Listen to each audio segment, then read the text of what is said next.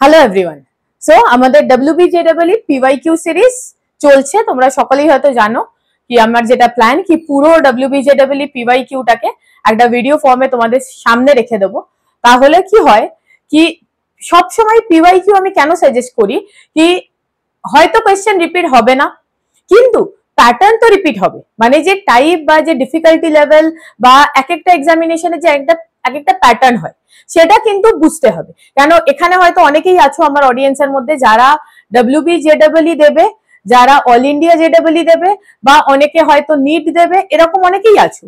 কিন্তু যখন তোমরা ডিফারেন্ট এক্সামিনেশনের PYQ দেখবে তখন কিন্তু তার মোটিভটা বুঝতে পারবে। যেহেতু আমি অনেকগুলো কম্পিটিটিভ এক্সাম পড়াই তাই জন্য আমি চেষ্টা করি কি প্রতিটা কম্পিটিটিভ এক্সামের প্রথমে কোয়েশ্চেন প্যাটার্নটা স্টাডি করা, তবেই কিন্তু আমি স্টুডেন্টদের বলতে পারবো এবং স্টুডেন্টদের তরফ থেকেও একই ব্যাপার, তারা যদি PYQ সলভ করে তাহলে কিন্তু তারা একটা আইডিয়া পাবে যে প্রিপারেশনটা ঠিক কিভাবে কোন ডিফিকাল্টি লেভেলে নেওয়া উচিত বা কোন পয়েন্টটাতে আমাদের বেশি ফোকাস করা উচিত। ঠিক আছে, তো চলো শুরু করা যাক। আজকের টপিক হচ্ছে আমাদের সলিড স্টেট। তো সলিড স্টেটের ব্যাপারে আমি একটা পয়েন্ট জাস্ট বলতে চাই, কনসিস্টেন্টলি কিন্তু একটা করে প্রশ্ন প্রতি বছর আসে, তো এটাকে আমরা খুব হেভি ওয়েট বলতে পারি না। 2-3টে প্রশ্ন আমি কখনোই দেখিনি, আবার এরকমও হয়নি কি একটাও প্রশ্ন আসেনি। তার মানে এটা কিন্তু একটা কনসিস্টেন্ট চ্যাপ্টার এবং চ্যাপ্টারটা খুব ছোট আকারে পড়ে ফেলা যায়। যেমন আমি 8টা প্রশ্ন PYQ তে পেয়েছি, 8টাই কিন্তু 8টা ডিফারেন্ট প্রশ্ন। তো তুমি 8টা ডিফারেন্ট প্রশ্ন যদি এখন পড়ে নাও তোমার কিন্তু পুরো কনসেপ্টটা ক্লিয়ার হয়ে যাবে, মানে ঠিক কি কি জায়গা থেকে আমাদের পড়তে হবে। চলো শুরু করা যাক। প্রথম প্রশ্নটাই কিন্তু খুবই বেসিক লেভেলের প্রশ্ন, যেটা আমি তোমাদের বলি কি প্রশ্ন প্রথমে পড়ো এবং ব্রেনে রেজিস্টার করো, তারপরে তুমি সেটা অ্যাপ্লাই করো, রাইট? তো প্রথম দেখো কি বলছে, the metallic conductors and semiconductors are heated separately. তাহলে প্রথম আমাদের কি ভাবতে হবে কি মেটালিক কন্ডাক্টর কি করে ফাংশন করে, ঠিক আছে, এবং সেমিকন্ডাক্টর কি করে ফাংশন করে।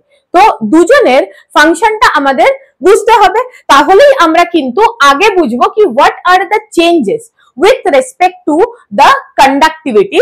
মানে তুমি দুটোকে হিট করলে এবার হিটিং এফেক্টটা ওদের ওপর কিভাবে আসবে, মানে কার কন্ডাক্টিভিটি বাড়বে কার কমবে, নাকি দুজনেরই বাড়বে নাকি দুজনেরই কমবে। তো এই ব্যাপারটা বুঝতে গেলে আমাদের কিন্তু একদম মলিকিউলার লেভেলে আসতে হবে। তো সেই জন্য আমি তোমাদের জন্য দেখো এই ডায়াগ্রাম দুটো রেখেছি কি তোমাদের ব্রেনে কিন্তু এইটা ক্লিক করাতে হবে, রাইট? কি না মেটালিক কন্ডাক্টর কি করে ফ্লো করে না ইলেকট্রন ফ্লো হয়।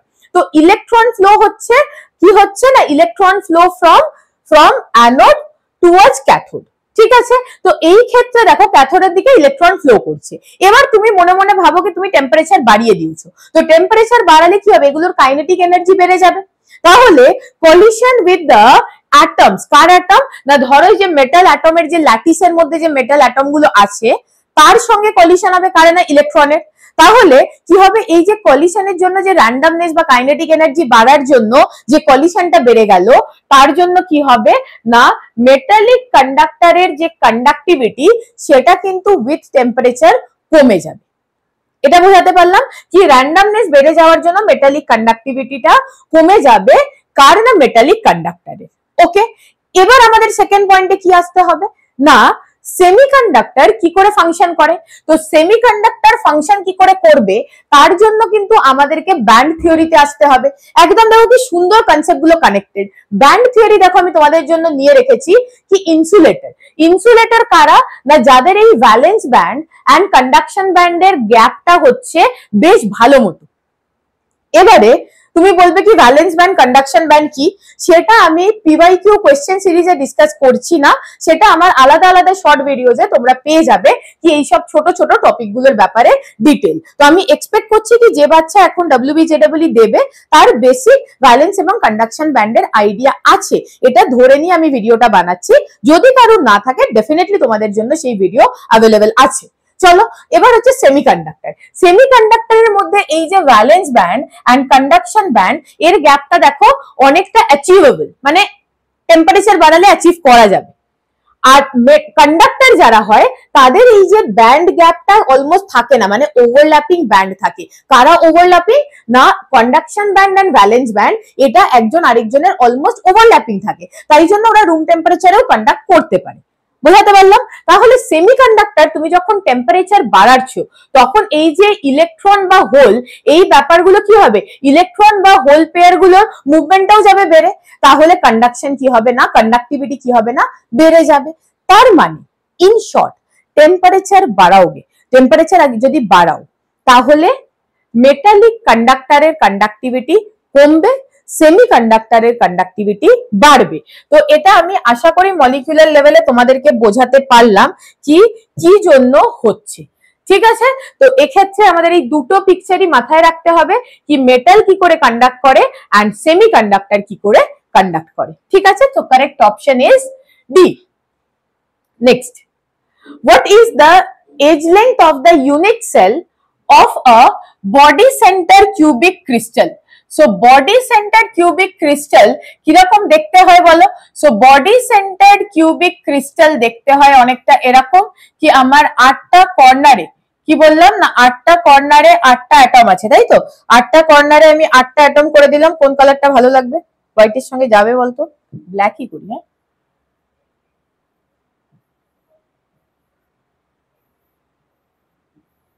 8টা কর্নারে 8টা, আর ঠিক বডির সেন্টারে, কার সেন্টারে বললাম না এই যে বডির সেন্টার, এটা কিন্তু 3D ভিউ, তো তুমি বুঝতেই পারছো 3D টাকে আমাকে 2D করে দেখাতে হচ্ছে, তো সেটা তোমাকে ইমাজিন করতে হবে কি ধরো আমাদের কাছে একটা রুম আছে, তো এই রুমের 8খানা কোণ, 8খানা কোণ, সবাই একটা রুমেই বসে আছো, রুমের 8টা কোণে ধরে নাও কি 8টা অ্যাটম আছে।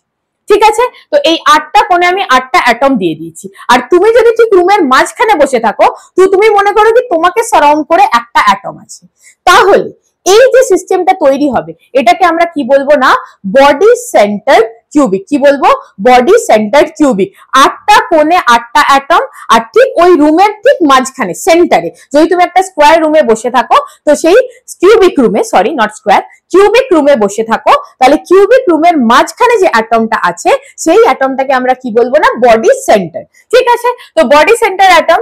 এবার আমাদের কি দেখতে হবে, the body diagonal. Body diagonal কিরকম হবে, একটা কোণা থেকে অপোজিট কোণা, একটা ওপরের কোণ থেকে একটা নিচের কোণ, এটাকে আমরা কি বলবো না বডি ডায়াগোনাল। তো বডি ডায়াগোনাল কি হয় এটা একটা ব্যাপার বলো, কি যখন আমরা লিখবো কি একটা কিউবের বডি ডায়াগোনাল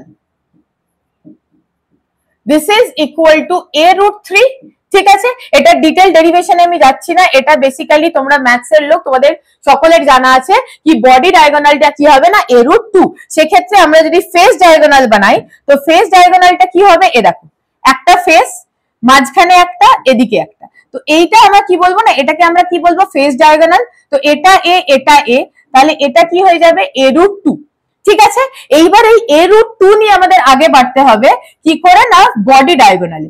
বডি ডায়াগোনাল মানে কি না একদম এই কর্নার থেকে, কোন কর্নার থেকে না এই কর্নার থেকে অপোজিট কর্নার আমরা এইভাবে চলে যাব, ডায়াগোনালি চলে যাব। তো এই যে ডায়াগোনালি আমরা যাচ্ছি, তো সেক্ষেত্রে তোমরা ব্যাপারটা দেখো যে আমাদের কি কি লাগছে না আমাদের একটা লাগছে এই যে এই ব্যাপারটা, আর একটা আমাদের কি লাগছে না ফেস ডায়াগোনাল লাগছে। ঠিক আছে, তো ফেস ডায়াগোনাল আর একটা এই ব্যাপারটা, তো এইটা নিয়ে আমাদের কিন্তু আসছে কি না বডি ডায়াগোনাল। ঠিক আছে, জিনিসটাকে একটুখানি ভালোভাবে ভিজুয়ালাইজ করতে হবে কি আমরা যদি পাইথাগোরাস লাগাতে চাই তাহলে একটা আমার কি আসবে না ফেস ডায়াগোনাল আসবে, আর একটা আমার কি আসবে না এজ লেংথ আসবে, সেই দিয়ে আমার কিন্তু আসবে কোনটা না বডি ডায়াগোনালটা। তাহলে a root 2 and a, তাহলে এটা কি হয়ে যাবে না a root 3 বডি ডায়াগোনাল। ঠিক আছে, তো বডি ডায়াগোনাল, এইবার ভেবে দেখো কি এই যে বডি ডায়াগোনাল এর মধ্যে আমার কতগুলো অ্যাটম আছে, কতগুলো অ্যাটম আছে বলতো কি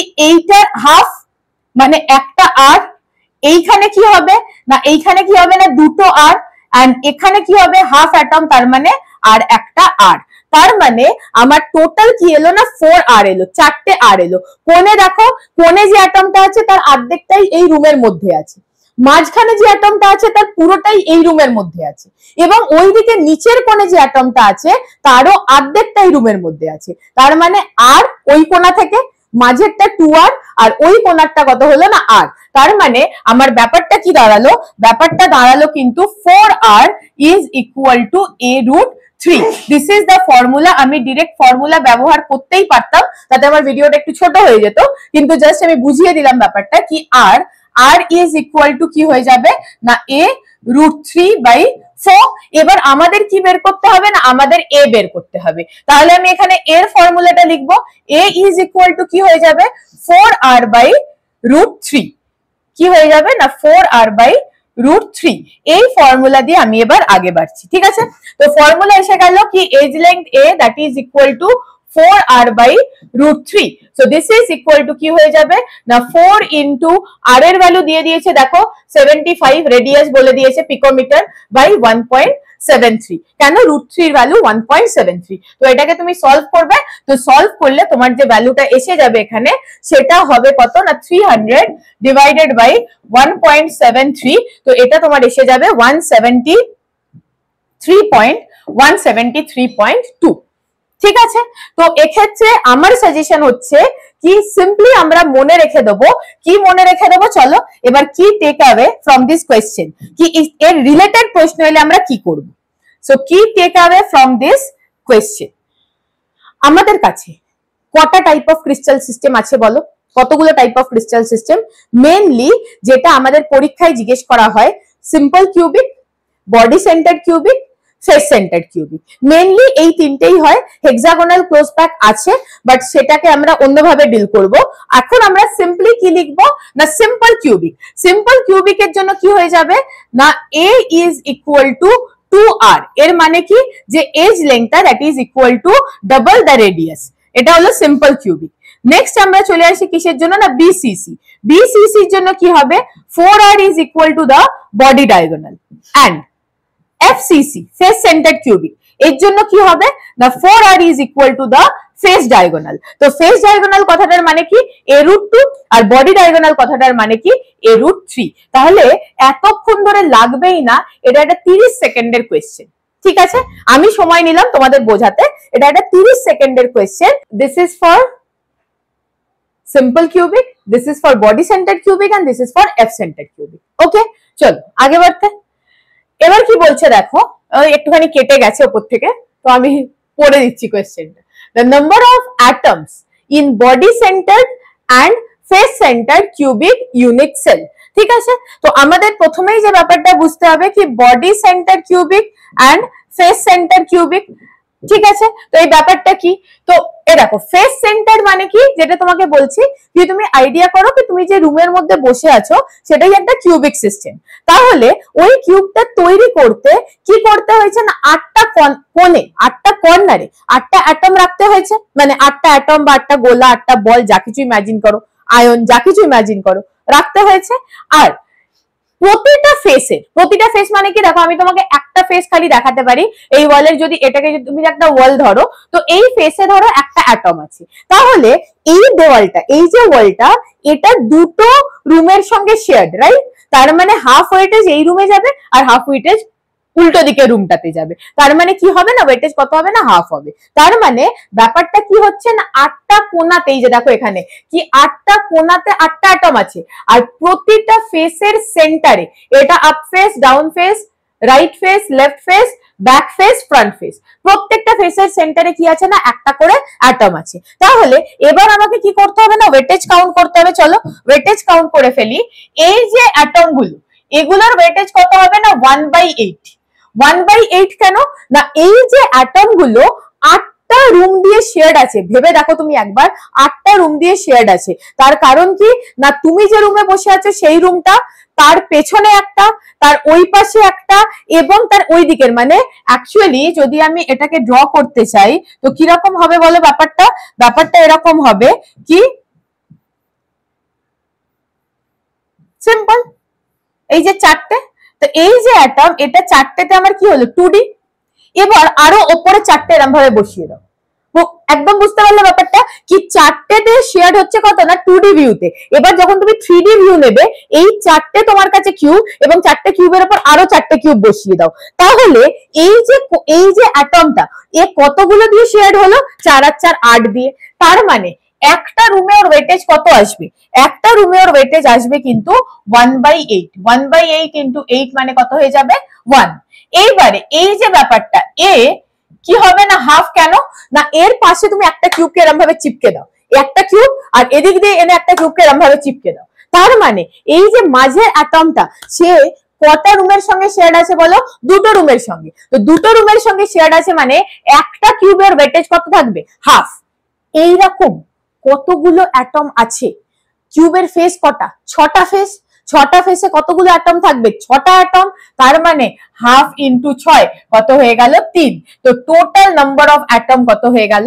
4। তো number of atoms in body centre প্রথমে বলেছে, আমরা ফেস সেন্টারটা প্রথমে করেছি, তো এটা কি হবে?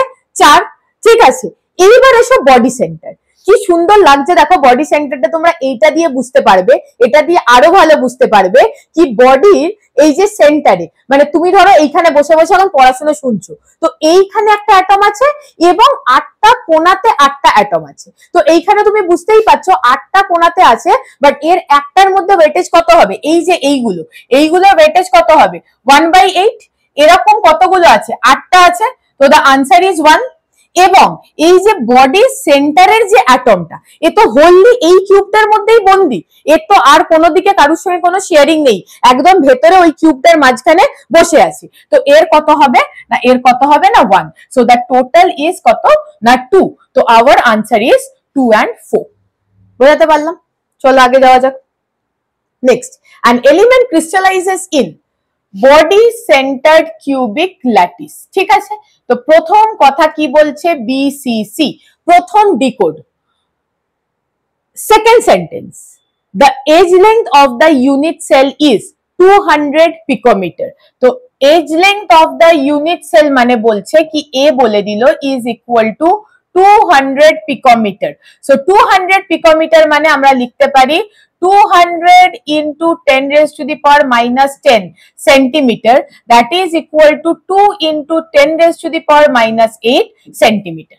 Second decode. Third issue, and the density of the element is 5 gram per centimeter cube. So density D is equal to 5.0 gram per centimeter cube.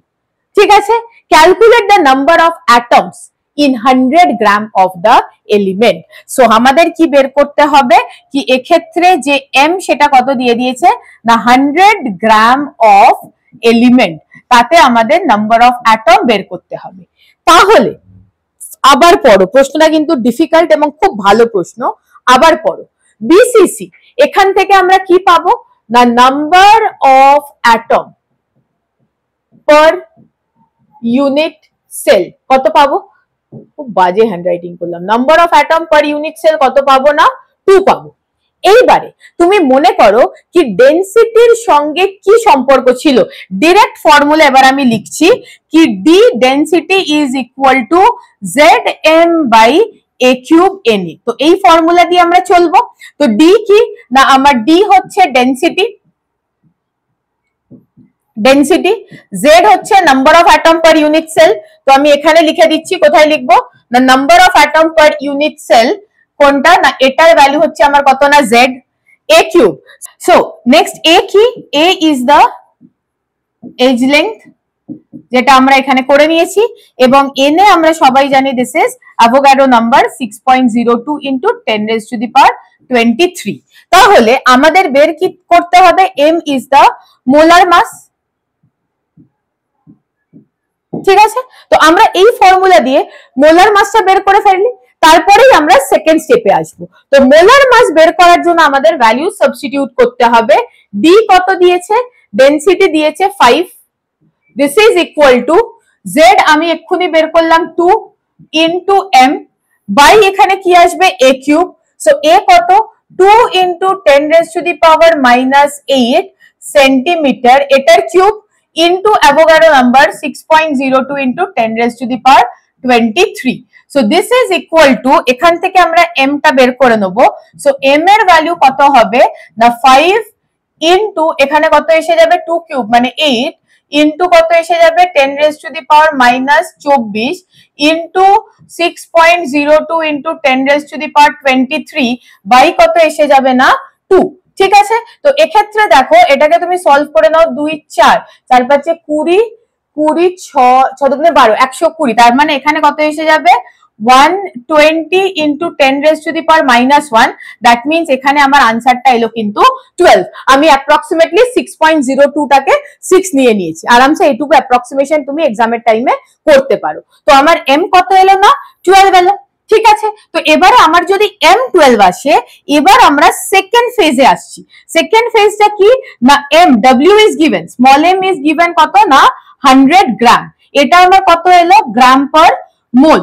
তার মানে নাম্বার অফ মোলস কত হয়ে যাবে n, the number of moles is equal to given mass upon the molar mass, so এইটা হয়ে যাবে আমার number of moles গ্রাম পার মোল।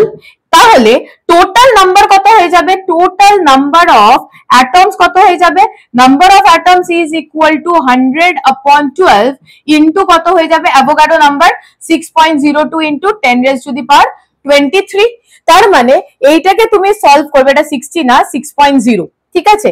তো 6.0, তো একটা কাজ করছি আমরা এখানে কি এটাকে পরিষ্কার করে আরেকবার লিখছি। কোন দিকটায় লিখি বলো, এদিকটায় চলে আসি। এখানটাতে লিখছি কি final answer number of moles and total number of atoms.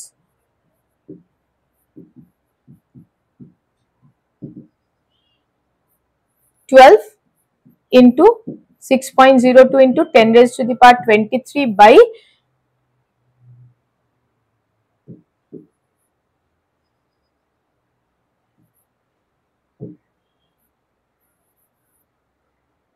12, ঠিক আছে। So this is equal two কত আসবে 50, that means 5 into 10 raised to the power 24. So the correct option is 5 into 10 raised to the power 24. So D is the correct option. Okay, খুবই ভালো প্রশ্ন, এটা একটু lengthy আছে কিন্তু প্রশ্নের কনসেপ্টটা খুব ভালো। চল নেক্সট আসা যাক কি বলছে, in the face centred cubic lattice structure of gold, the closest distance between gold atom is, আচ্ছা closest distance between gold atom। এবার এখানে খুব ভালো করে ছবিটা দেখো, কি বলছে না ফেস সেন্টার্ড কিউবিক। তো ফেস সেন্টার্ড কিউবিক কথাটার মানে কি, প্রত্যেকটা ফেসে দেখো একটা করে অ্যাটম আছে ফেসের সেন্টারে, এন্ড প্রত্যেকটা কর্নারে কি আছে না একটা করে অ্যাটম আছে। তাহলে আমরা কি করব এক্ষেত্রে না, ফাইন্ড যেটা করতে হবে সেটা হচ্ছে R। So R is equal to, আগেই বলেছি 4R is equal to A√2 for FCC structure, for FCC structure। তাহলে এক্ষেত্রে আমার R কত এসে যাবে, R is equal to A√2 by 4, that means এক্ষেত্রে দেখো ভ্যালু দেয়নি তো আমরা এই ফর্মেই রাখবো। So this is equal two A by 2√2, এটা কি হলো একটা রেডিয়াস। এইবার তুমি বলো কি ক্লোজেস্ট, আমাদের কি জানতে চেয়েছে না ক্লোজেস্ট ডিসটেন্স, ডিকোড করো ওয়ার্ডটাকে, কি জানতে চেয়েছে ক্লোজেস্ট ডিসটেন্স। তো ক্লোজেস্ট ডিসটেন্স কথাটার মানে হচ্ছে যে আমি যখন এরকম একটা অ্যারেঞ্জমেন্ট বানাচ্ছি, তো ক্লোজেস্ট ডিসটেন্স কথাটার মানে কি হবে, ক্লোজেস্ট ডিসটেন্স কথাটার মানে হয়ে যাবে 2R, 2R is the closest distance।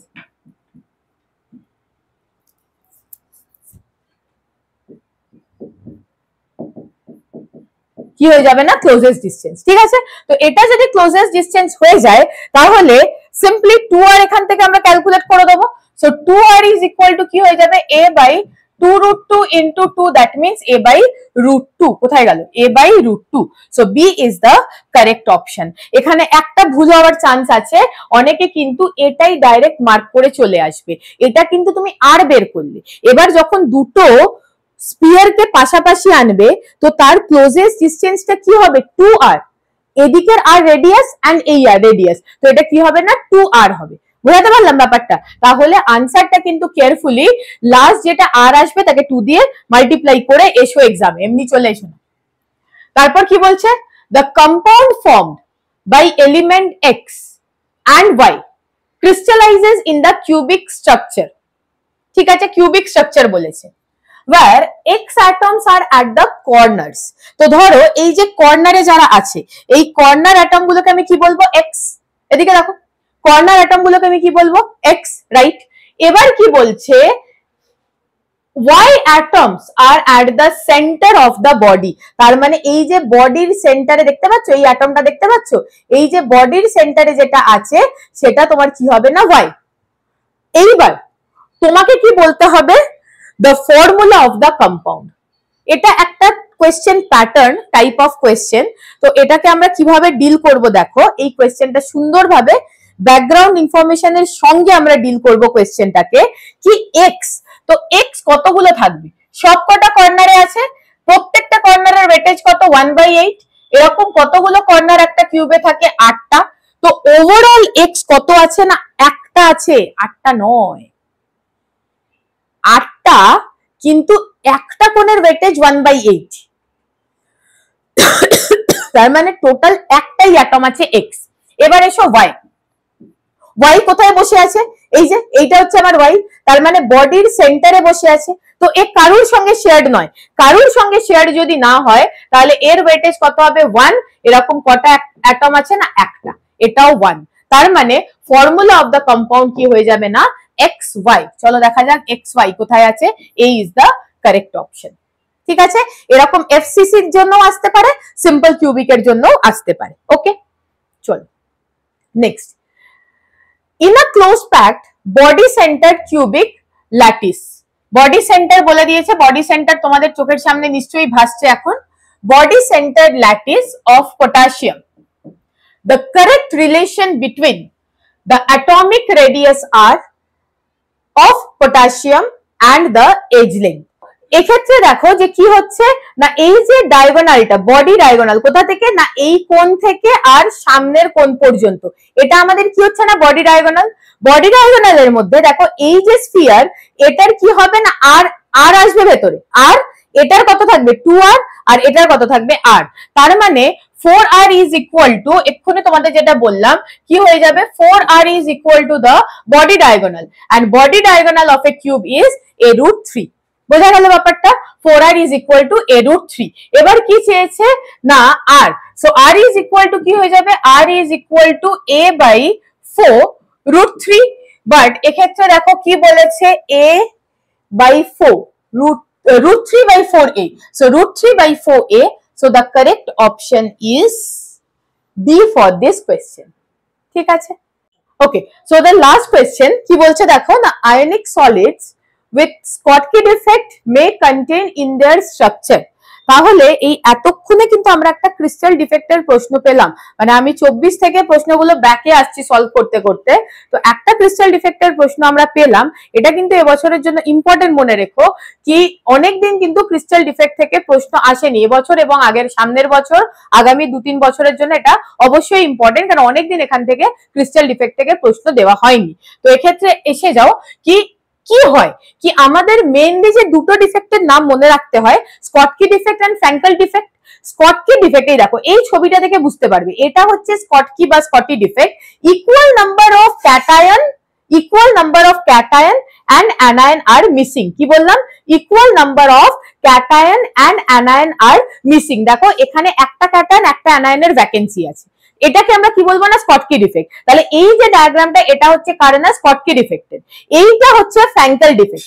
Frankl ডিফেক্টে কি হয় দেখো, কি একটা আয়ন ওর নিজের পজিশন থেকে মিসিং, মানে যে ইন্টারস্টিশিয়াল সাইটে মানে যে ল্যাটিস সাইটে ওর থাকার কথা ছিল সেই ল্যাটিস সাইটে না থেকে ও যে কোনো ইন্টারস্টিশিয়াল সাইটে গিয়ে বসে আছে। ইন্টারস্টিশিয়াল সাইট মানে কি, মাঝখানে যে কোনো জায়গায় গিয়ে ও কিন্তু বসে গেল, বাট ও নিজের যে জায়গায় থাকার কথা ছিল সেই জায়গায় ও থাকলো না।